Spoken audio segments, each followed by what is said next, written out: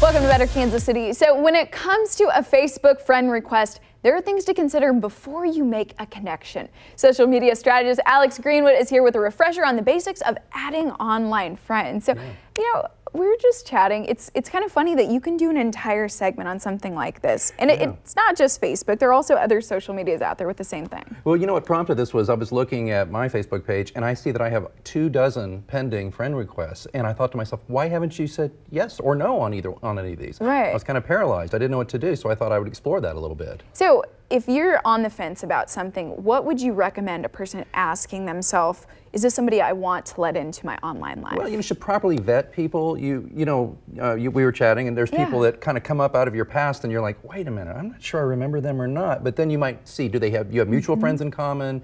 Does it seem like a normal human being? That kind of thing. Check out their feed if you can. Those are just some basic things I recommend doing before you click yes. Right, and then if it is more of a virtual stranger, like maybe we have 10 mutual friends, something like that. How do you really investigate? Like, A, is this a real person? Is it a real profile?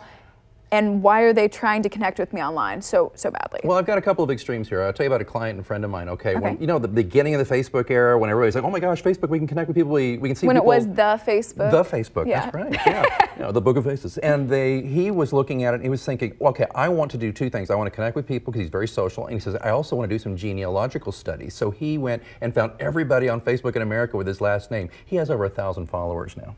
Wow. And so I said to him, so if you do that kind of experiment from the get-go, you may actually get some sort of a following with that. But what I asked him, I said, so years later, how do you feel about that? He says, I'm finding I have to kind of prune the tree a little bit because there's some people out there that maybe I didn't have any business connecting with. That like twice removed cousin who likes to rant political statements, something like that, you may regret that later. Yeah, I had the same kind of thing. I had an extended family member connect with me after years of not connecting on Facebook, and the first day I had posted something just mildly political, and he lost his mind, so I think he unfriended me really fast.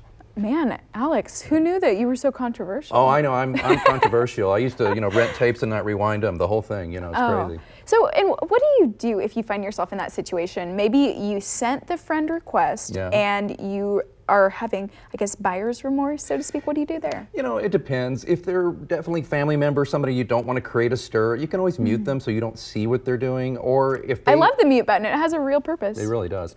But if they're like getting in your face all the time, maybe commenting so much, then you've got the nuclear option. You can unfriend them. And there's nothing wrong with that. People get all freaked out about that. It's like, whoa, what's going to happen? Is the world going to stop turning because somebody you accepted a friendship from on social media who you haven't seen in 30 years is mad at you? Is that really going to change your life? Right. I don't think so. Right. Yeah, so that's a really good point. Yeah. Some things you gotta practice intentionally using the letting go muscle, I think. Absolutely.